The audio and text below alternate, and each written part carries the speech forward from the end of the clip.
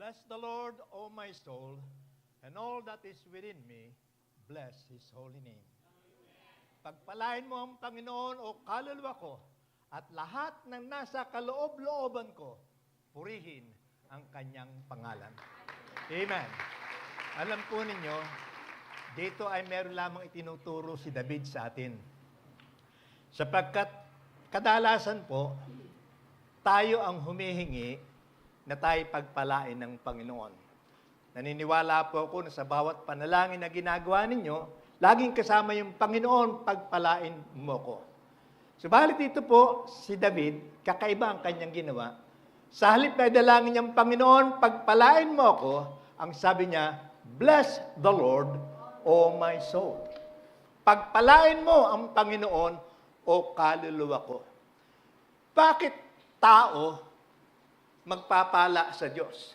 Hindi ba Diyos lang ang dapat magpala sa atin? Hindi po. Marapat lamang at hinihingi po ng Panginoon na tayo pong lahat ay magdala ng pagpupuri, pagpalain natin ng Panginoon sa pamamagitan po ng isang makatwirang pamumuhay sa araw-araw. Kaya nga tayo pong lahat, narito, hindi lamang para pagpalain ng Panginoon, kundi gawin din po natin pagpapalain natin ng Panginoon sa pamamagitan po ng mataimtim na pakikinig sa salita po ng Panginoon. Amen po ba, mga kapatid? Amen. Pagbati po sa lahat ng mga kapatiran at maging sa inyo na nasa online, sana po ay 2024 na. Punta na kayo rito at magsama-sama po tayo. At alam po ba nyo na meron din tayong mga kasamahan, mga kapatid na nasa ibang bansa na nagtitiyaga. Pinapanood po tayo sa online at yung iba po naman ay pinapanood yung replay, mga services po natin. Kaya nga purihin po ang pangalan ng atin pong Panginoon. Masaya po ba kayo ngayong gabi? Amen. Dapat lamang. Sapagkat ang pinuntahan po nyo, bahay ng Panginoon. Hindi po ito punerarya. Amen. God is not dead. Ang Diyos natin hindi patay. Buhay siya. Sabi mo sa katabi mo, kapatid, buhay ang Panginoon. O bakit mukha kang patay? Kaya nga, masaya tayo sapagkat tayo nasa loob ng bahay ng Panginoon. Napakagaganda po ng ating pong pinapaksa sa ating pong mga gawain itong buwan ng January. At ito po ay merong paksa patungkol po sa pursuing God. At sa atin pong ginagawa na pag-aaral ng the pursuit of God, pinag-aralan po natin yung pursuit, holiness, atin pong, sabihin po yung salitang pursuit. Ibig po sabihin ng salitang pursue ay hindi humihinto, hindi tumitigil, hindi naglilikat, na sinusundan at hinahabol ang Panginoon. Sino po rito nakaranas ng hinabol ng aso? Taas ang kamay. Kung hindi pa po, ay sabihin niyo sa akin at pahahabol ko kayo sa aso. Alam po ninyo, pag hinahabol ng aso, hindi humihinto yan. Pag hinahabol ka, tuloy, hanggang sa makita mo na malayo ka na sa aso at ligtas ka na. Yung ganun pong kaisipan, itong ating pinag-aaralan ito. Kaya sinasabi po rito sa atin, magkaroon tayo ng isang nagpapatuloy, hindi humihinto na pagsunod sa atin pong Panginoon, sa pamamagitan po ng pagpapahayag po natin ng kabanalan, kaayusan ng pamumuhay. Sinabi rin po rito na nung nakaraang pong isang linggo, ay tinilakay po natin yung pursue faith. Ating pong patuloy na habulin, ating pong patuloy na sundan ang pananampalataya at sa linggong ito, ang ating po namang pinapaksa ay yung pong pursue faith. Ngayon po yun, pursue faith, o nung nakaraang linggo po yun, ngayon, pursue peace. Ating pong hanapin, patuloy na habulin ang kapayapaan. Amen po ba? Amen. Tingnan mo nga mabuti yung katabi mo, mukha bang payapa? Pag hindi mukhang payapa, mukhang na mayapa na. No? Yung pong mga namayapa na, naroon nyo sa Lapieta, mga namayapa na yan. Ngayon po, itong kapayapaang pinag-uusapan po natin, hindi yung kapayapaang namatay na. Kasi po, pagka merong kinukumusta ang isang tao, kumusta na yung yung kapatid mo, wala na, namayapa na. Pero napakaganda po na sa buhay natin mananampalataya, meron tayong kapayapaan na hindi galing sa mundo, kundi kapayapaan po na galing sa atin pong Panginoon. Alam po niyo mga kapatid, yung mundo na ating ginagalawan ngayon ay nagsisikap. At hindi lamang po yung ating mundo, kundi pati ang mga individual na tao ngayon ay naghahanap, nagsisikap na makatagpo ng tunay na kapayapaan. Alam po ninyo sa ibang mga tao, kapag ka po yung kanilang community, marami ng bahay, umaalis. At nagpupunta sila doon sa isang lugar, nakakaunti pa ang bahay, at sila lamang halos ang naroon sapagkat ang hinahanap po nila kapayapaan. Sabi nila, pagod na kami na nananirahan sa lungsod, pagod na kami sa mga bayan na maingay, gusto naman namin pumunta sa mga lugar at magtayo ng tahanan sa mga lugar na tahimik. Lahat tayo naghahanap ng katahimikan, naghahanap ng kapayapaan. Sad to say na ang mga leader ng bawat bansa ngayon ay nagsikap po at nagtayo ng iba't ibang anyo ng pamamahala upang magbigay ng inaakala po nilang kapayapaan sa tao. Kaya nga we have different forms of government thinking that these different forms of government can give peace to all people. Yun ang kanilang iniisip. Kaya nga meron po tayo tinatawag na democratic form of government. Tayo sa Pilipinas, ang ating pong anyo ng pamamahala at gobyerno ay demokrasya. Sa ibang lugar, meron po silang tinatawag na communistic form of government. Meron po tinatawag tribal form of government. Maging sa mga kabundukan, ang mga katutubo, meron silang sariling anyo ng pamamahala. Subalit nakalulungkot po, sapagkat ang lahat ng tinalaga, lahat ng mga sinikap ng tao na itayo na iba't ibang anyo ng pamamahala para magbigay ng kapayapaan ay bigo, sapagkat hanggang ngayon po nakikita po natin na hindi pa natatamasa ng tao ang tunay na kapayapaan. Sapagkat ang tunay na kapayapaan po ay hindi maaaring ibigay ng isang tao.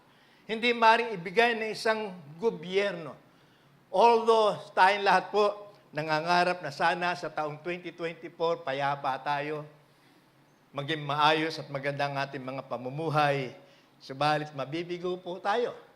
Sapagkat ang nalalaman po ng mga tao na anyo ng kapayapaan pwede nilang ibigay ay yung pong kanilang common definition ng peace.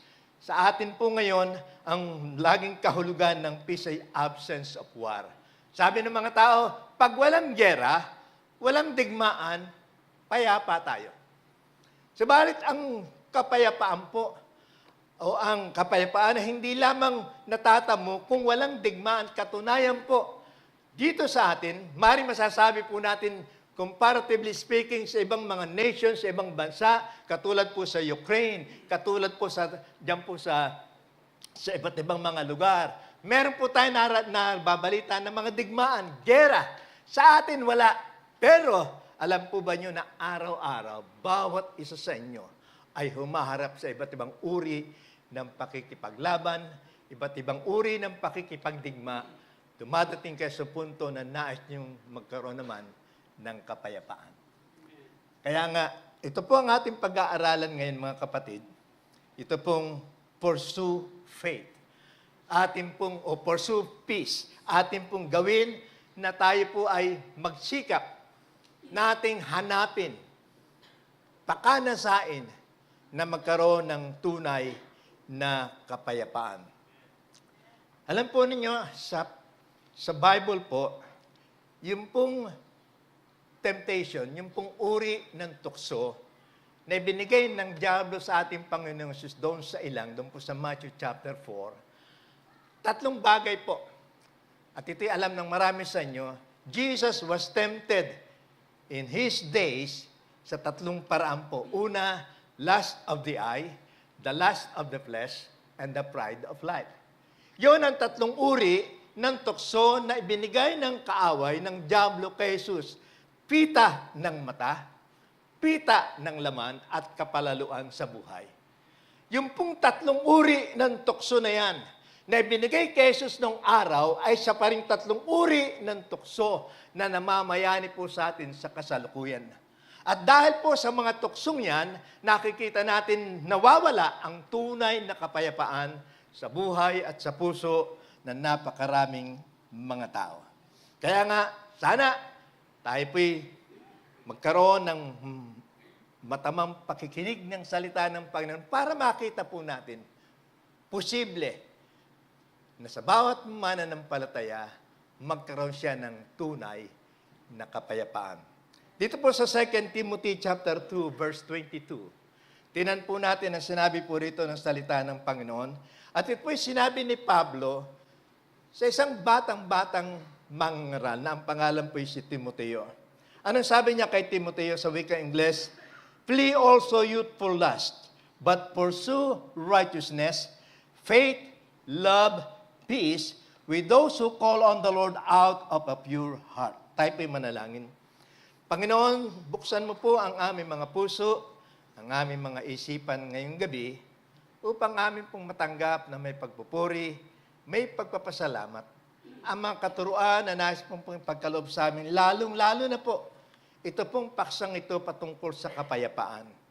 Lahat kami, Panginoon, nagnanasa ng kapayapaan. Ang mundo, nagnanasa ng kapayapaan. Subalit patuloy kaming nabibigo sapagkat hindi namin nakikita kung paano talaga ang marapat naming gawin upang magkaroon kami ng kapayapaan na ibinibigay mo sa amin. Kaya nga sa gabing ito, Diyos, sa pamamagitan po ng kapangyarihan ng Banal na Espiritu, gabayan mo po ang bawat isa sa amin sa pangalan ni Jesus. Amen. Unang binanggit ni Apostol Pablo kay Timoteo ay ito, layuan mo, takasan mo ang lahat ng mga pagnanasa. Youthful lust. At ito ang binigay niya kay Timoteo sapagkat si Timoteo po na ay batang-batang pastor.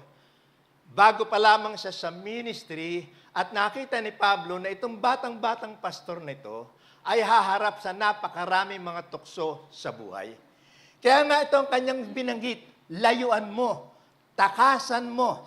Ang sabi niya rito, ang lahat ng uri ng mga pagnanasa, manapay hanapin mo ang katuwiran, ang pananampalataya, ang pag-ibig at ang kapayapaan.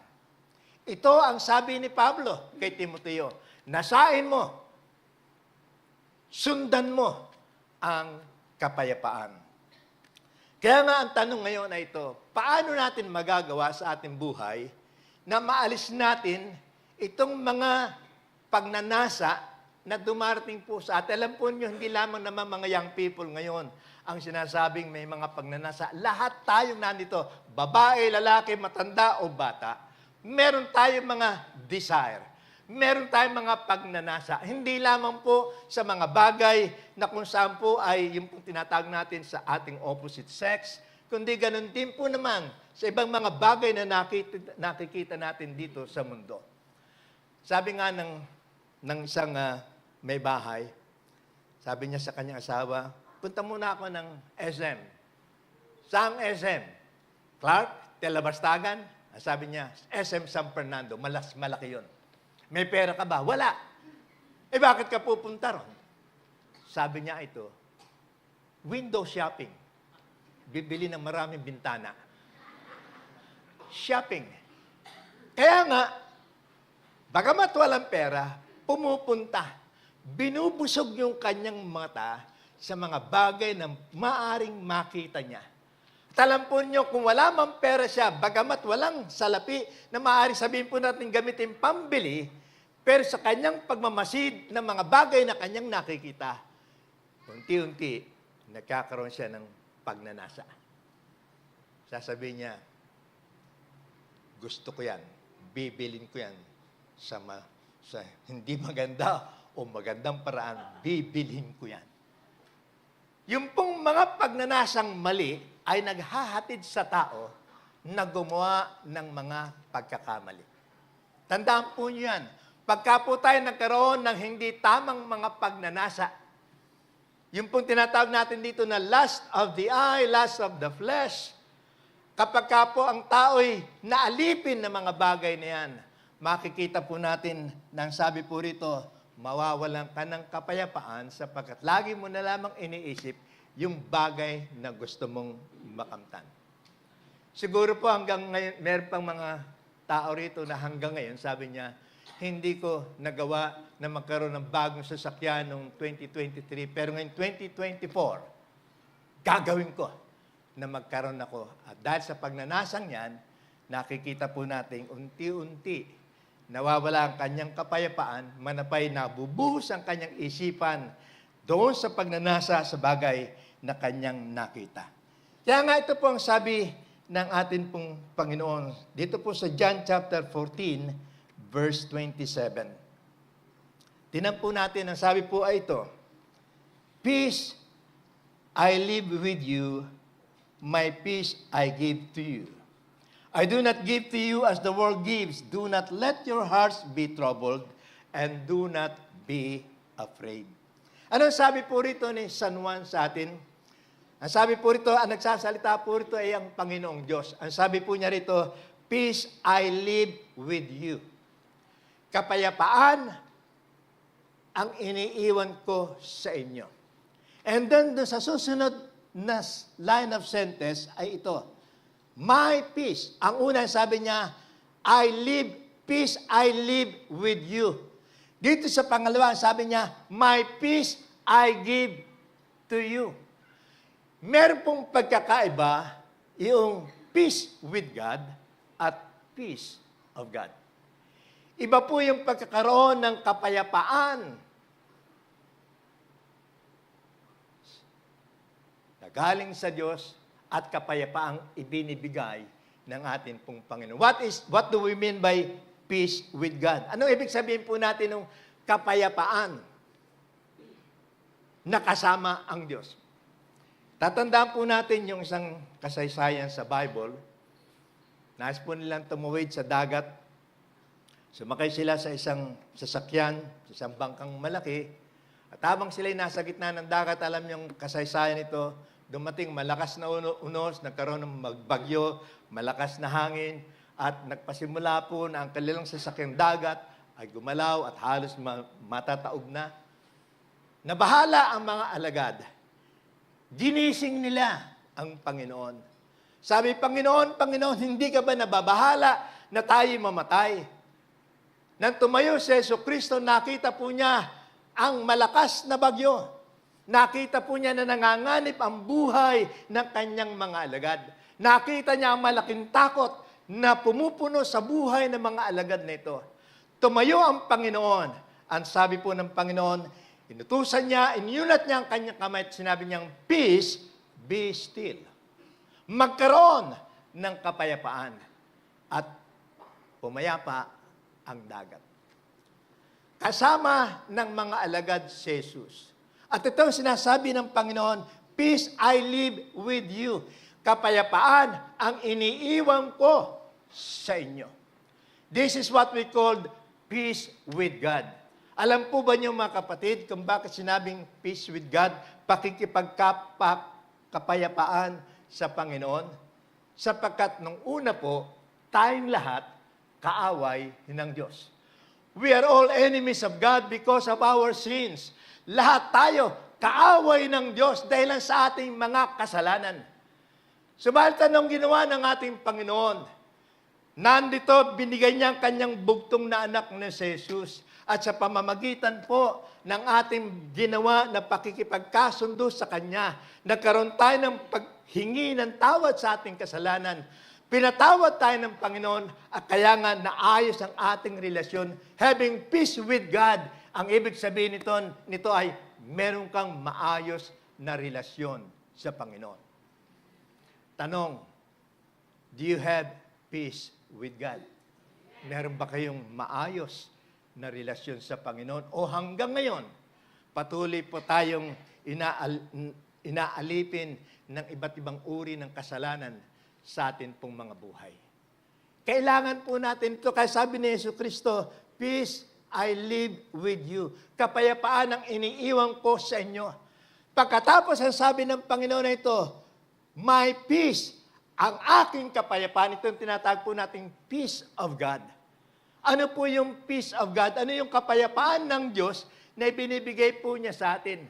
Ang pwede lamang magtamo ng kapayapaan na galing sa Diyos ay yung pong mga tao na nagkaroon ng pakikipagpayapa, nagkaroon ng magandang relasyon sa Panginoon. Kaya nga, kung isang tao nabubuhay pa sa kasalanan, wala siyang relasyon sa Panginoon at hindi kailanman siya magkakaroon ng kapayapaan na ibinibigay ng Panginoon. It is very important and necessary for all of us to have first peace with God, and then God will give us His peace. Ano yung kapayapaan ng Diyos? Yung pong kapayapaan ng Diyos, yung sinasabi, the peace that surpass all understanding. Ang kapayapaan na binibigay ng Diyos ay kapayapaan na kung saan hindi natin maisip, hindi natin masukat, hindi natin maunawaan. Kaya nga tayo po, kahit may kaguluhan ng isang mananampalataya, kahit maraming kaguluhan na nangyayari sa kanyang kapaligiran, lumilindol man. Katulad po na nabanggit ko sa inyo nung nakakarang, kailan ba yon?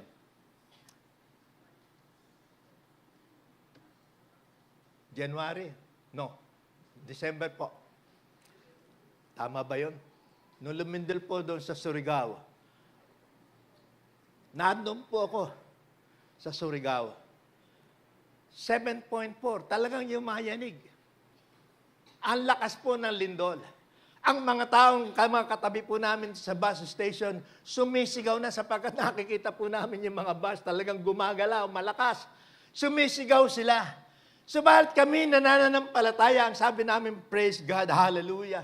Imbis na magpanik kami, nagpapasalamat kami sa Panginoon, nagpupuri kami sa Diyos sapagkat ang kapayapaan na ibinigay sa amin ng Panginoon, kapayapaan na hindi maintindihan ng tao, sapagkat ang tunay na Kristiyano, pagtatakahan ng maraming iba, bakit magulo na, bakit may kaguluhan, bakit may problema, masaya pa rin sila, payapa pa rin sila, sapagkat una, we have peace with God, and then the peace of God in us. Meron tayong pakikipagpayapaan, hindi na tayo kaaway ng Diyos. Amen. Tayo ngayon ay mga anak na ng Diyos, at sapagkat anak ng Diyos, ibinigay niya sa atin ang kanyang kapayapaan. Amen. Kaya nga dapat sa inyo, hindi lamang kayo payapa pagka kayo natutulog.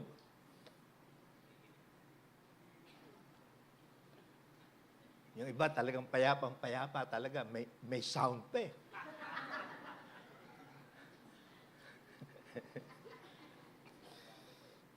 Sabi nga alam po niyo pagka masarap ang tulog ng isang tao, madaling malaman pagka po yan nadinig yung humihilik. Humahagok, talagang yung hagok niya may pahigop, may palabas. Talagang payapa yan. Kahit magbagsakan ng bomba, hahagok pa rin yan. Yun po ang kapayapaan na nais at ibinigay ng Diyos sa atin. Kahit na nangyayari pa sa ating kapaligiran, hindi tayo nababalisa, hindi tayo natatakot. Sapagkat alam po natin, taglay natin, hindi lamang yung pakikipagpayapaan natin sa Diyos, kundi yung kapayapaan ng Diyos na binigay po niya sa ating mga buhay. Amen po ba? Amen. Kaya nga dito po ay binabanggit itong salitang ito sa Romans chapter 5 verse 1. Nasabi po rito, therefore, since we have been justified through faith, we have peace with God through our Lord Jesus Christ. Sapagkat tayo nagkaroon na ng katuwiran sa pamamagitan ng pananampalataya, meron tayong kapayapaan na kasama ang Diyos sa pamamagitan ng atin pong Panginoong Hesukristo. Yung pong salitang peace sa Ingles, yan po yung pangkaraniwang nadidinig natin at ginagawa nyo na banggitin sa inyong kasama. Sinasabi nyo yung salitang shalom. Yun po ang ibig sabihin dito, yung pong salitang shalom, galing po yan sa wikang Hebreo, salitang Hebreo, na binibigkas din sa ibang paraan ng pagbigkas. Sa atin po ay shalom. Sa iba, ang kanilang bigkas ay shalom. Sa iba ay sholem. Sa iba ay shaloim. Sholem. Isa ang kahulugan po niyan. Kapayapaan. At hindi lamang po yun, sapagkat ang Hebrew meaning, yung pong kahulugan sa Hebreo ng salitang peace o yung shalom, ibig pong sabihin ito ay harmony, wholeness, completeness, prosperity.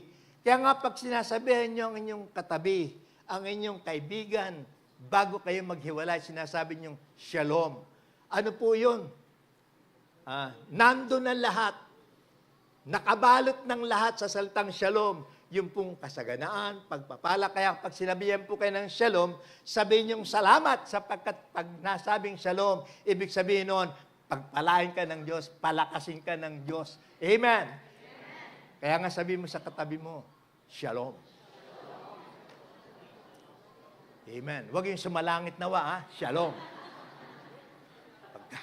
Kasi, alam nyo, sa atin hindi kasi mapapansin nga nyo sa mga tombstone, lagi nakasulat yung SLN.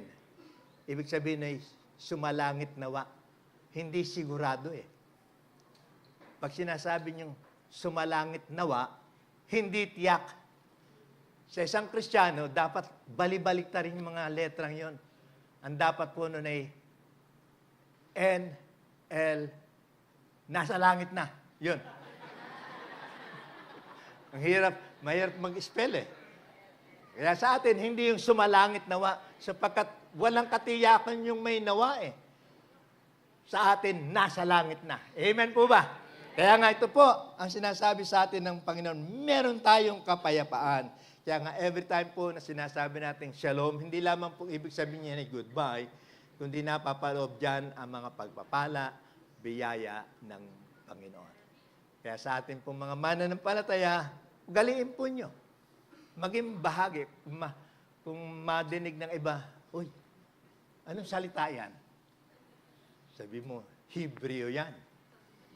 Ibig sabihin niya ay kapayapaan, kagalakan, kalusugan na nanggagaling sa atin pong Panginoon. Kaya nga, tuloy po natin. Paano po natin magagawa na patuloy na sundan sa diretsong salita, patuloy nating hinahabol ang kapayapaan at mawala sa atin ang iba't ibang mga pagnanasa sa ating katawan. Maaari pong mangyari yan unang-una if we stay away from evil. By pursuing peace, we can rid of our youthful lust if we stay away from evil. Kapag ka po tayo ay lumayo mula po sa lahat ng kasamaan, yan po'y makatutulong sa atin upang yung hindi magandang pagnanasa na nasa ating pagkatao ay mawala. Lumayo ka sa lahat ng anyo ng anumang kasamaan.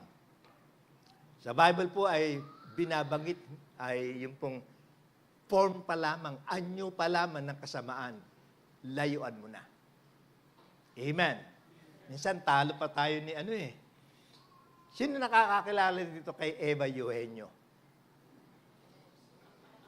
Kami lang. Alam niyo si Eva Eugenio, meron siyang pinasikat na awit. Ano yung awit na yun? Nasabi niya, "O tukso, layuan mo ko." Buti pa siya, sumisigaw ng ganun. Tayo ho, marapat lamang po upang makamtan po natin na tayo hindi maligalig ng anumang pagnanasa ng ating mga laman, ng ating mga mata. Napakahalaga po na tayong lahat ay lumayo sa lahat ng anyo ng anumang kasamaan. Bakit po? Sapagkat dito sa Isaiah chapter 48 verse 22, ano sabi ng Biblia? There is no peace, says the Lord, for the wicked. Walang ikang anumang kapayapaan sa lahat ng mga gumagawa ng kalikuan. At ito po yung napakahalaga na makita po natin. Meron pong kaming kasamang pastor, hindi ko sasabihin ng pangalan. Every time po na meron kami mga pinupunta na conference, minsan po ay 2 araw, 2 gabi, 3 araw. So doon po kami tutulog sa conference site. At meron kaming mga kwarto, sama-sama kaming mga magkakasama sa kwarto. Kasi meron po kaming kasama, 2 sila, na sasabihin sa amin, sige, mauna na kayong matulog. Ang bait. Pinauuna kami matulog. Sapagkat alam na po namin kung bakit nila sinasabi yun. Sapagkat pag sila ang unang natulog, hindi na kami makakatulog. Sapagkat tabi-tabi po, pag sila'y humilik, parang tren na dumadaan. Talagang gumagaral-gal po, pati yung sahig na aming hinigang, kumukusog. Talagang umuuga. Sabi namin, ba't kayo? Ganyan kayo kalakas maghilik. Tulog na tulog kayo. Alam po yung ganting sagot nila sa amin. Alam nyo, sabi ng Bible, sabi nila sa amin, magkatulong pa yung 2 eh. There is no peace to the wicked. Lumabas pang kami ang wicked. Wala raw pong kapayapaan sa mga liko. Hindi daw kami, kasi sabi na, hindi kami makatulog sa inyo. Pero kayo tulog na tulog. Yun ang sukling nila sa amin. There is no peace to the wicked. Totoo po yun. Hindi sa amin. Kundi ito'y katotohanan sa ating sanglibutan sa kasalukuyan. Ang Diyos ang nagsabi, there is no peace, says the Lord. Walang kapayapaan, sabi ng Panginoon, sa lahat ng gumagawa ng mga kalikuan. Tingnan po natin ang sinabi ni Haring David dito sa Psalms 38, verses 3 to verse 4. Ano po sabi rito? Because of your wrath, there is no health in my body. There is no soundness in my bones because of my sin. My guilt has overwhelmed me like a burden too heavy to bear. Ano sabi rito ni Haring David? Dahilan sa iyong galit ng Diyos, sabi niya, walang kalusugan sa aming mga katawan. Ang pinakikita po rito ni Haring David ay ito.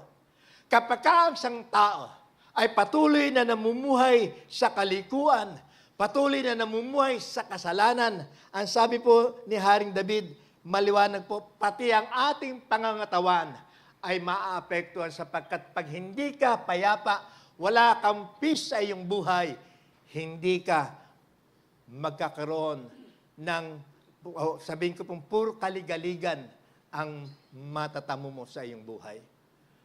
Pag ang tayo patuloy na may ginagawang hindi tama, pati pagtulog nila naaapektuhan. Sino po rito ang minsan hindi nakakatulog dahil alam mo, mayroon kang ginawang hindi tama? Ano ho? Inaway mo yung asawa mo. Hindi lamang nainit yung sabaw, binato mo yung kaldero. Meron pong ganun eh. Kaya nga, kapag ka po tayo merong ginagawang hindi tama, tandaan po ninyo, ito ay nagkakaroon epekto sa ating katawan sapagkat hindi ka gaanong makakain, hindi ka gaanong makatulog, sa araw lagi mong iniisip yung mga hindi tamang nagawa mo. Meron pong sumbat ng iyong budhi, hindi ka mapalagay sa iyong konsensya dahil meron kang ginawang hindi tama. At itong sinasabi rito, kaya nga napakahalaga po para magkaroon tayo ng kapayapaan, lumayo tayo sa lahat ng kasamaan. Amen po ba mga kapatid? Kaya nga, tayo po naman ay naniniwala kung may pagkaunawa. Alam na natin kung alin ang mabuti at kung alin ang masama. Amen. Huwag niyo sabihin, ano lang naman ito, kaya lang naman ako nagsasabong o kaya lang naman nagsusugal. Diversyon lang sa buhay. Alam niyo salitang diversyon? Libangan. Libangan ko lang naman ito. Hindi niya alam, unti-unti nawawala na ang kanyang kabuhayan. Nung pong araw, una-una akong narito, nakakarinig po ako ng mga patotoo ng mga may asawang foreigner. Pag sinabi ko pong foreigner, tatrabaho sila sa Clark Air Base, mga GIs. Nagkaroon ng bahay, maganda ng uri ng buhay, subalit nahilig sa mahjong. Lahat ng naglalaro ng mahjong, magsabi ng amen. Ha? Wala? Amen. Kala ko, makakahuli ako eh. Nalulong sa laro at sa sugal ng mahjong. Alam po niyo nangyari? Naisanla. Totoo po ito. Sinabi niya sa akin, naisanla ko pati ang aming lupa at bahay. Just imagine, isipin lamang po niyo kung ano ang nagagawa ng kasamaan sa buhay ng isang tao. Kaya nga hindi napapalagay, hindi natatahimik, nagkakaroon ng sakit sa kanyang katawan. Bakit po? Sapagkat kulang at wala siyang kapayapaan. Purihin ng Diyos ang mga taga-Calvary Temple, payapang-payapa. Malulusog! Amen! Dapat po, tayong lahat na pumunta rito, tuwing papasok, mapapansin sa atin, uy, lumalaylay na yung pisngi mo. Namumula pa. Ibig sabihin niya, malusog ka. Ibig sabihin niyan, payapa ka. Amen po ba, mga kapatid? Uy, triple na ang baba mo ngayon. Dati 2 lang, ngayon 3 na. Ibig sabihin niya, praise the Lord, pinagpapala ako ng Panginoon. Nakakatulog ako ng maayos sapagkat lumayo na ako sa lahat ng anumang uri ng kasamaan. Kaya nga sabi rito, my guilt, sa verse 4 ng chapter 38 ng Psalms, my guilt has overwhelmed me like a burden too heavy to bear. Yung pong kasamaan na taglay sa buhay ng isang tao, katulad po yan ng isang napakabigat na pasanin na halos hindi mo na makayang dalhin. Kapag ka ang tao ay punong-puno ng problema, kapag ka ang tao ay punong-puno ng maraming bagay na hindi ginagawa sa kanyang buhay, nagiging malaking pabigat ito sa kanyang pang-araw-araw na buhay. Kaya nga purihin po ang Panginoon at ako'y naniniwala po na ating pong gagawin na tayo lalayo na sa lahat ng uri ng kasamaan. Amen. Dito po sa pang talata na nais kong basahin sa inyo, at ito po yung pangako ng Panginoon sa atin. Ang sabi ganito, do not repay evil. Dito po sa 1 Peter ba ito? chapter 3, verse 9 to 12. Ang sabi po rito, do not repay evil with evil or insult with insult. On the contrary, repay evil with blessings, because to this you were called so that you may inherit a blessing. For whoever would love life and see good days must keep their tongue from evil and their lips from deceitful speech. They must turn from evil and do good. Ito ang tagubilin sa atin ng salita ng Panginoon. Huwag mong gawin na gantihan ng masama ang masama. Sa Old Testament, practice po yung kasabihang mata sa mata, ngipin sa ngipin. Kung anong ginawa mo sa akin, yun din ang gagawin ko sa iyo. Pero purihin ng Panginoon ang batas sa lumang tipan na yan. Inalis na ng Panginoon. Amen. Hindi na natin gagawin na gantihan ng masama ang masama. Kundi sabi po rito sa kabaliktaran, gawin ninyo na gantihan ang masama ng mga pagpapala sapagkat dito kayo tinawag ng Panginoon. Pag binato ka ng bato, sabi ni Kristo, batuhin mo siya ng tinapay. Pag sinampal ka sa iyong kanang pisngi, iharap mo ang kaliwa mong pisngi. Amen. Pag hinihingi ang iyong tunika, kasuotan, ibigay mo pa ang natitira mong panlabas na kasuotan. Ibig po sabihin nun, huwag mong kailanman gagantihan ng masama ng masama, kundi gantihan mo siya ng pagpapala. Mahirap gawin, di po ba? Sabi niya, Pastor, kung alam mo lang ang mga pinagsasabi niya sa akin, kung alam mo lang yung binigyan niyang sumpa sa akin, ako ro'y gagapang na katulad ng ahas. Kung alam mo lang, hindi ko nga alam eh. Pero, ang alam ko, sabi ng Biblia, huwag mo silang gagantihan ng masama, kundi pagpalain mo sila. Kaya po ba natin yan, mga kapatid? Amen. Kaya nga kung hindi maganda ang pinakita sa iyo ng kaibigan mo, ng kasama mo sa bahay, wag mo siyang gagantihan. Hindi niya ako pinagluto. Hindi ko siya bibigyan ng iluluto. Ayan. May mga ganyan po eh. Pero alam ko po na hindi natin gagawin yan sapagkat ang sabi po ng salita ng Panginoon dito sa Romans chapter 12 verse 9, love must be sincere. Hate what is evil, cling to what is good. Ang pag-ibig ay dapat maging tapat. Kapuotan ang lahat ng kasamaan at sumandig sa mga bagay na mabuti. Ito ang turo po sa atin ng Panginoon. Kaya nga, lalayo tayo sa lahat ng kasamaan, kundi ang gagawin po natin, pawang mga bagay lamang na kasiya-siya sa atin pong Panginoon.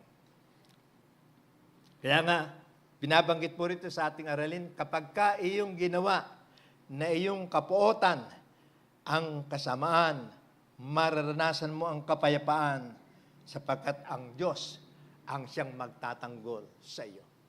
Kung ginagawan ka ng masama, pabayaan mo. Ang Diyos ang gaganti para sa iyo. Amen. Kaya nga ito pa ang pangalawang sinasabi para po tayo ay makapagtagumpay sa lahat ng hindi tamang mga pagnanasa sa ating pong mga buhay.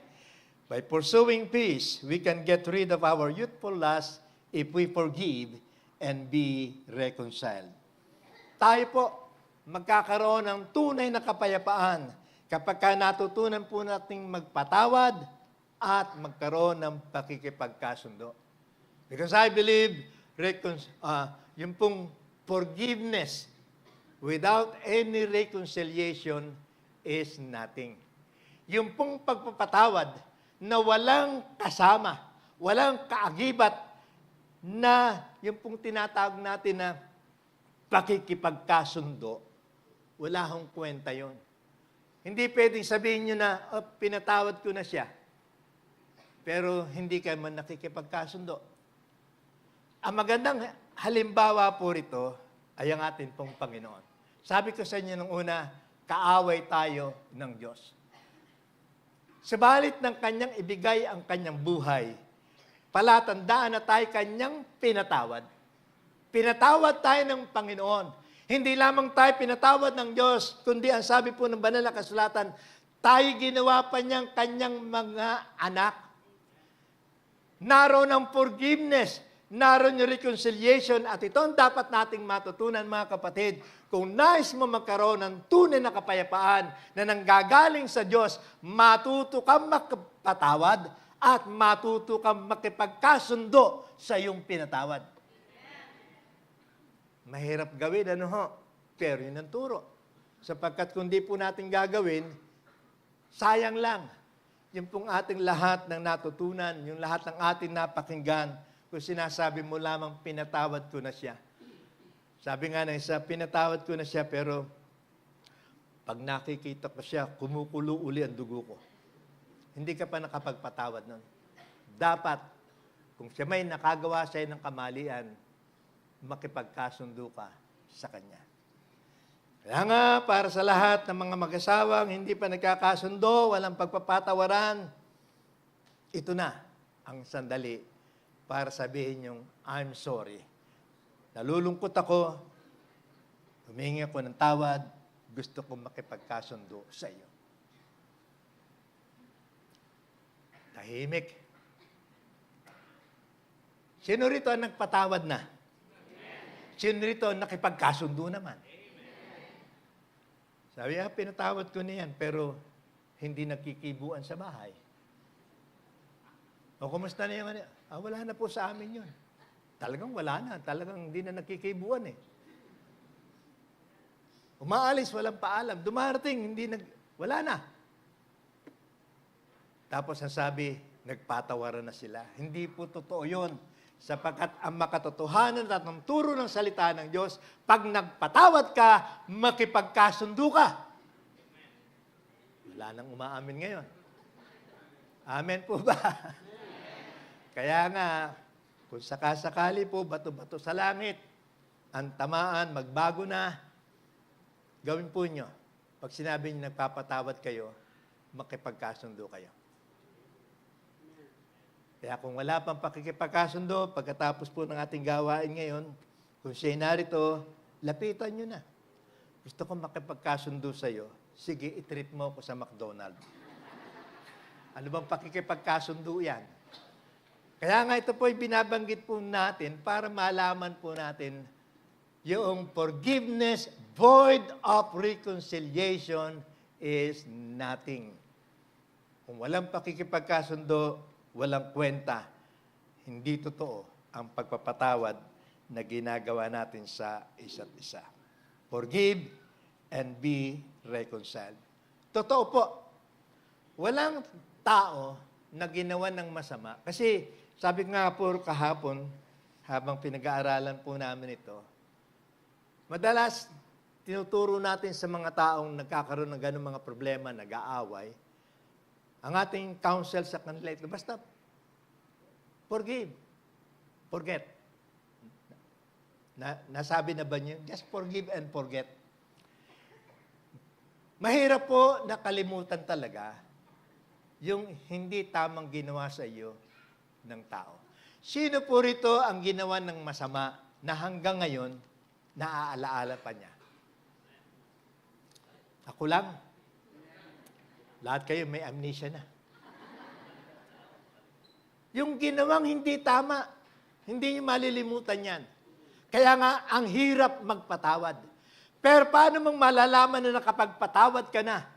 Malalaman mo lamang na nagkaroon ka na ng pagpapatawad kung kasakasakali na yung gumawa ng hindi tama sa iyo, nakita mo, pero wala ka nang nararamdamang anumang galit sa kanya. Yun ang ibig sabihin na patawad mo na siya. Sapagkat wala ka nang nararamdamang sakit, wala ka nang nararamdamang remorse sa buhay mo, hindi ka na nagagalit na siya'y nakikita, nangingitian mo na siya, nababati mo na siya, nakipagkasundo ka na sa kanya, yun ang nakapagpatawad na. Amen po ba? Marami ho akong dinanas sa aking buhay na mga taong gumawa sa akin ng, sabihin ko na pong masakit, hanggang ngayon, hindi ko nakakalimutan. Pero nagawa ko po na yung taong gumawa ng di tama laban sa akin, napatawad ko po. Bakit po?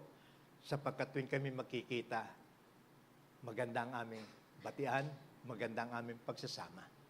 Sapagkat wala na akong nadadamang anumang sakit sa ginawa niya sa akin. Kaya yun po, kung sakasakali po, nandyan lang sa tabi-tabi, yung kinasamaan niyo ng loob, bago matapos ang ating gawain, lapitan nyo, makipagkasundo kayo sa Kanya. Amen po ba? Pag-uwi ng bahay, pagpasok nyo, nakita nyo yung kinasasamaan nyo loob, pumasok sa agad sa kwarto dahil nakita kayong dumarating, pasukin nyo sa kwarto! Katukin nyo! Sabi, bakit? Ano yan? Papasukin mo lang ako, please. Binuksan ng pinto, yakapin nyo. Sabihin nyo, mahal kita. Pinatawad kita at patawarin mo ko. Nais ko makipagkasundo sa iyo. Sasaya pa ang bahay ninyo. Dadami ang pagpapala niyo. Amen. Papasukin nyo sa bahay ang forgiveness at reconciliation, yung blessing ng Panginoon, lalo niyang ibubuhos sa inyo. Kaya nga ito po yung napakahalaga na matutunan po natin. Kaya nga, ang sabi rito sa Hebrews chapter 12, verses 14 to verse 15. Ang sabi rito, make every effort to live in peace with everyone. Make every effort. Gawin nyo ang lahat ng paraan. Gawin nyo ang lahat ng nalalaman yung paraan. Gawin nyo ang lahat ng inyong magagawa para kayo magkaroon ng pakikipagkasundo sa inyong kapwa. Huwag nyo sabihin sa akin, Pastor, ginawa ko na po. Talagang wala eh. Hindi pa ginawa. Sapagkat yung ibig sabihin dito na make every effort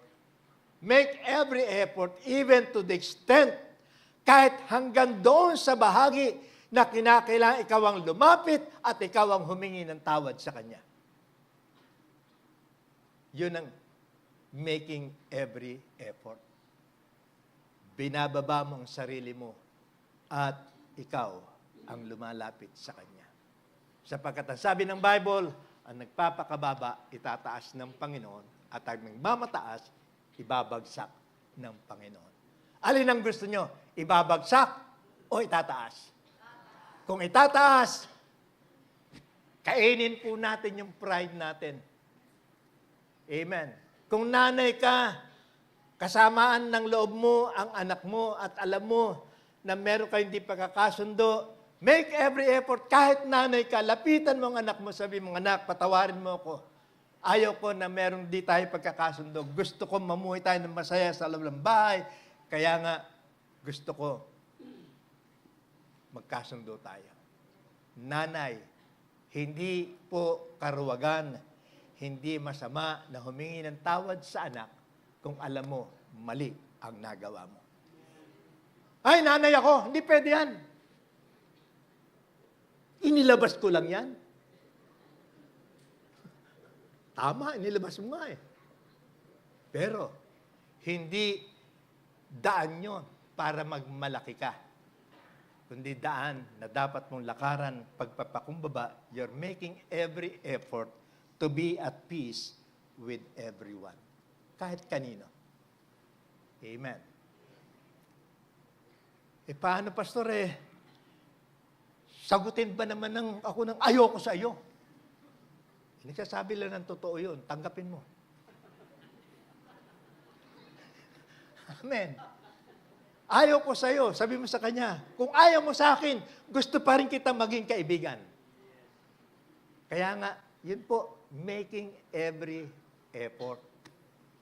Amen. Mag-effort ka. Sabi nga nila, dagdagan mo ng effort at makikita niyong lalo kayong pagpapalain po ng atin pong Panginoon. Hebrews chapter 12, verse 14. Anong sabi po ito to verse 15? Work at living in peace with everyone. Yung po ang unang sinabi, work at living in peace with everyone. And then yung susunod pong bahagi, work at living a holy life. Una, gumawa ka at mamuhay na may kapayapaan sa lahat ng tao.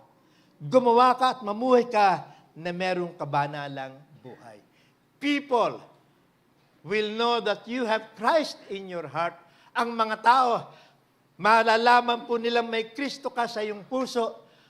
Tatanggapin nila ang Panginoon na inihahandog natin sa kanila bilang kanilang tagapagligtas. Kung makikita po nila tayo rito na namumuhay na merong kapayapaan sa isa't isa. Payapa sa loob ng church, payapa sa loob ng tahanan, payapa sa ating community. Ang tao maniniwala, meron kang Kristo sa iyong buhay sapagkat pinakikita mo ang tunay na kapayapaan. Hindi magiging mahirap na madala po natin ang buong barangay ng Agapito at mga kanugnog na barangay po natin kapag tayong lahat nakikita nilang namumuhay na may kapayapaan sa isa't isa. Ako'y naniniwala sa Calvary Temple, wala nang magkaaway.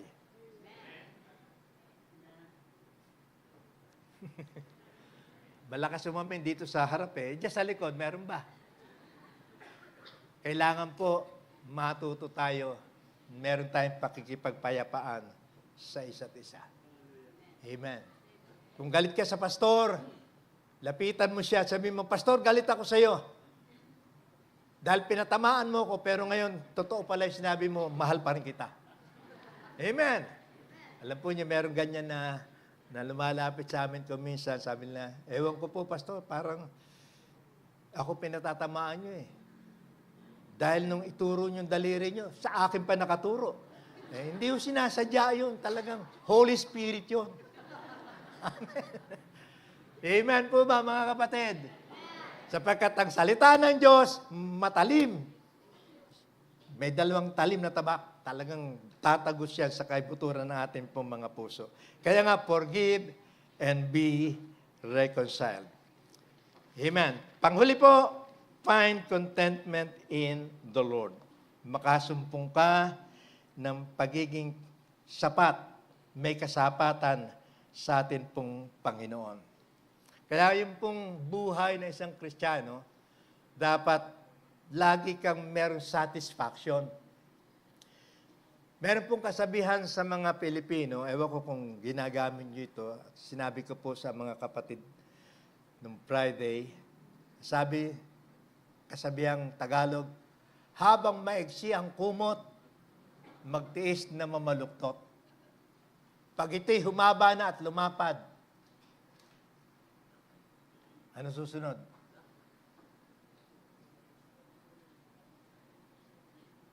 Siyempre, pag malapad na, hindi na maigsi.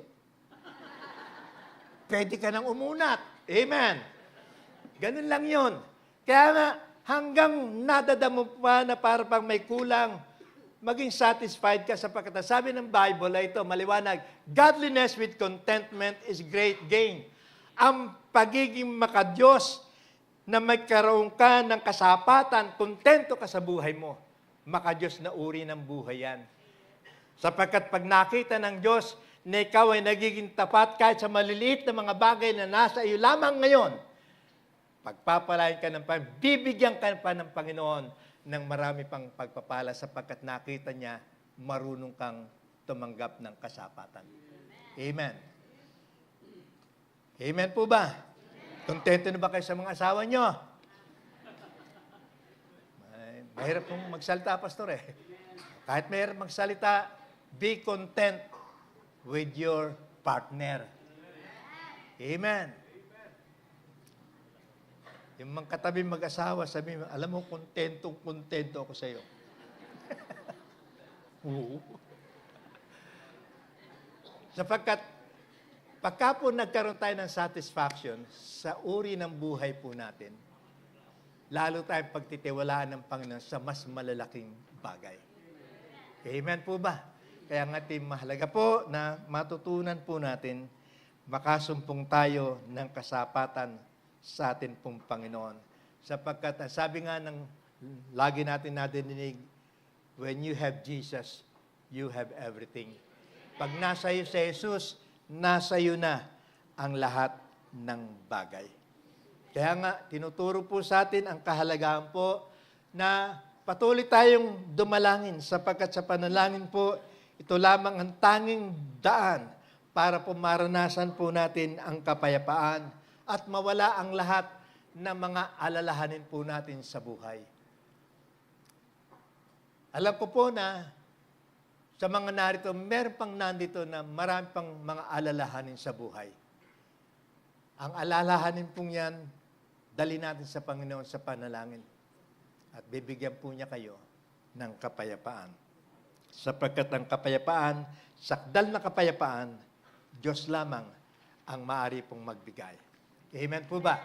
Kaya nga ito po ang sinasabi sa atin para magkaroon po tayo ng tagumpay laban sa anumang pagnanasa ng atin pong mga katawan. Mahalaga po una, magkaroon tayo ng paghiwalay sa lahat ng kasamaan at magkaroon po tayo ng pagiging satisfaction sa ating Panginoon. Ilang bagay lamang po bago ako magwakas. Nais kong ibigay sa inyo, ito pong kaaway ng kapayapaan. Alam po nyo, ang kapayapaan, may kaaway yan. At nais kong ilahad sa inyo kung ano-ano ang nagiging kaaway ng kapayapaan. The enemies of peace. Una, selfishness. Isa sa kaaway ng kapayapaan po ay ang pagiging makasarili. Sapagkat nangyayari po na tayo nagiging alipin ng ating mga sariling mga pagnanasa. Yung po mga selfish na tao, ang lagi nilang hinahanap ang kanilang sarili. At selfishness is one of the enemy of peace. Wala kang kapayapaan pag ikaw'y namumuhay ng makasarili. Anong ibig sabihin ng makasariling buhay? Ang mga makasarili, ayaw nasasaktan. Ang mga makasarili, gustong sila lamang ang tinitingnan. Gustong sila lamang ang iniintindi. Yun po ang mga taong makasarili na kung saan they always seek his own advantage. Yan po yung nasa James chapter 3, verse 16, na kung saan tinuturo po sa atin, kaaway ng kapayapaan ang pagiging makasarili. Pag makasarili ka, wala kang iniintindi na iba, sarili mo lamang lagi ang iyong tinitingnan. Pangalawa po, na enemy of peace, covetousness. Ano po itong covetousness? Ito yung pinag-aaralan natin kanina, masidhing mga pagnanasa. Na kahit na nasa iba na, kahit na hindi kaya, kinakaya, dahil puro sa mga masidhi nilang pagnanasa na magkaroon sila sa buhay. Kaya kaaway po ng kapayapaan ang covetousness. Pangatlo, revenge. Pagganti. Yan po ang isa sa mga napakapanganib na sumisira na puwersa sa ating sanglibutan sa kasalukuyan. Romans chapter 12, verse 19 po. Behold, do not avenge yourselves, but rather give place to the wrath, for it is written, vengeance is mine, I will repay, says the Lord. Yun po ang sumisira, yun po'y kaaway ng kapayapaan, yung damdamin na laging gustong gumanti. Ginawa mo ito sa akin, gaganti ako sa iyo. Walang Kristiyano na gaganti laban sa kanilang kapwa, sapagkat ang tunay na mananampalataya, pinapasa Diyos niya ang pagganti, sapagkat ang sabi ng Panginoon, vengeance is mine. Ang sabi ng mundo, vengeance is sweet. Kaya nga kapag ka po kayo natutuwa, pag yung kinasasamaan nyo ng loob, may nangyari hindi maganda, na aksidente, na ospital, ang sabi nyo, buti nga sa kanya. Sana namatay na. Yun po'y paraan ng pagganti. At ang pagganti ay kaaway ng kapayapaan. Bawal ang gumanti. Amen po ba? Kaya nga ito pong sinasabi po rito sa atin na maalis yung pong ating mga galit, kapuotan sa atin pong mga puso. Tumulad tayo kay Jose sa Bible. Joseph, ginawan siya ng masama ng kanyang mga kapatid. Pinagbili siya. Itinapon siya. Kung ano-anong ginawa kay Joseph. Pero ang ginawa ni Joseph, gumanti po ba siya? Hindi. Ang ginanti niya sa kanyang mga kapatid, kabutihan. At yun ang nais ng Panginoon para po sa lahat sa atin. Pangapat, nakaaway ng kapayapaan, envy. Pagkainggit. Alam ko naman na sa Calvary, walang naiinggit. Amen. Kaya nga kung ang katabi mo, nakita mong mas maganda sa iyo, tingnan mo yung katabi mo nga. Mas maganda ba sa iyo? Hindi. Huwag kang mainggit. Kaya nga, kung ano man ang nakikita nyo sa inyong katabi, sa ating kasama rito sa pananampalataya, sa CU, huwag tayo maiinggit. Sabihin natin, darating sandalit panahon, ako naman ang pagpapalain ng Diyos. I am next on the line on God's blessings. Imbis na mainggit ka, ipanalangin mo. At nalalaman ko na tayo po ay lalong pagpapalain pa ng Panginoon. Ngayon, bilang mananampalataya, dito po ako magwawakas. Ano ang ating responsibilidad patungkol sa kapayapaan? What are our Christian responsibilities concerning peace? Una po ang sabi rito, kinakailangan po, we should consciously and conscientiously seek, pursue peace to cultivate the roots of peace. Mahalaga po na tayong lahat patuloy na magnasa, natin pong linangin, bungkalin ang tinatawag po natin dito na ugat ng kapayapaan. Not the roots of war, but rather the roots of peace. We should always cultivate, pursue the roots of peace. Gawin po natin, hanapin lagi, ating bungkalin yung ugat ng kapayapaan. At ito po'y matatagpuan po natin sa James chapter 4, verses 7 to verse 10. Paano po natin magagawa na tayo patuloy na makapag-ingat ng kapayapaan? Una, submit oneself to God. Isuko natin ang ating buhay sa Diyos. Kilalanin natin siya ang may akda ng lahat sa atin. Pangalawa, stand against the devil. Lumayo tayo, ating pinag-aralan kanina, laban sa ating kaaway. Sumusunod, draw near to God. Lumapit ka sa Diyos. Linisin natin ang ating mga kamay at ating dalisayin ang ating mga puso. Cleanse our hands and purify our hearts. Huli po, don't be arrogant or be high-minded. Yun po dapat natin gawin para ma-preserve natin ang kapayapaan.